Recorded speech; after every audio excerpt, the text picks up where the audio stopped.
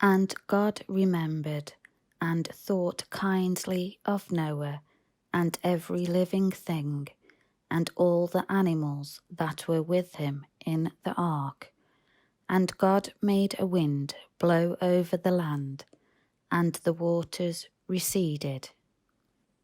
Also the fountains of the deep, subterranean waters, and the windows of the heavens were closed. The pouring rain from the sky was restrained, and the waters receded steadily from the earth. At the end of 150 days, the waters had diminished. On the 17th day of the 7th month, 5 months after the rain began, the ark came to rest on the mountains of Ararat in Turkey. The waters continued to decrease until the 10th month. On the first day of the 10th month, the tops of the mountains were seen. At the end of another 40 days, Noah opened the window of the ark which he had made. And he sent out a raven, which flew here and there until the waters were dried up from the earth. Then Noah sent out a dove to see if the water level had fallen below the surface of the land. But the dove found no place on which to rest the sole of her foot, and she returned to him to the ark, for the waters were still on the face of the entire earth. So he reached out his hand and took the dove and brought her into the ark. He waited another 7 days and again sent the dove out from the ark. The dove came back to him in the evening, and there in her beak was a fresh olive leaf.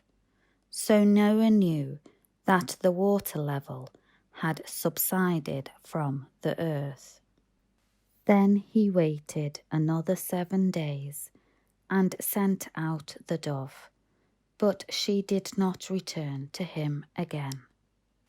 Now in the 601st year of Noah's life, on the first day of the first month, the waters were drying up from the earth.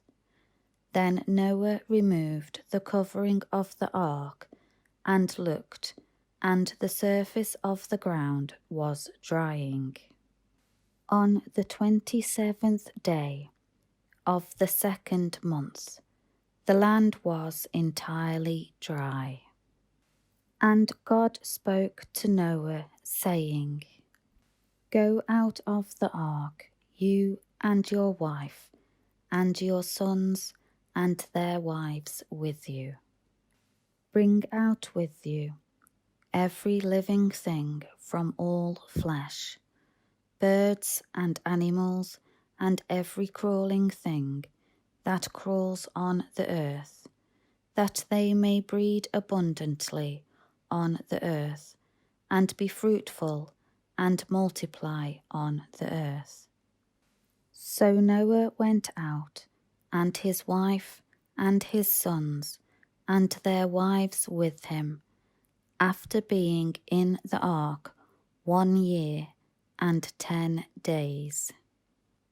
Every animal, every crawling thing, every bird, and whatever moves on the land, went out by families, types, groupings from the ark. And Noah built an altar to the Lord, and took of every ceremonially clean animal, and of every clean bird, and offered burnt offerings on the altar. The Lord smelled the pleasing aroma, a soothing, satisfying scent. And the Lord said to himself, I will never again curse the ground because of man, for the intent, strong inclination, desire of man's heart is wicked from his youth, and I will never again destroy every living thing as I have done. While the earth remains, seed time and harvest, cold and heat, winter and summer, and day and night shall not cease.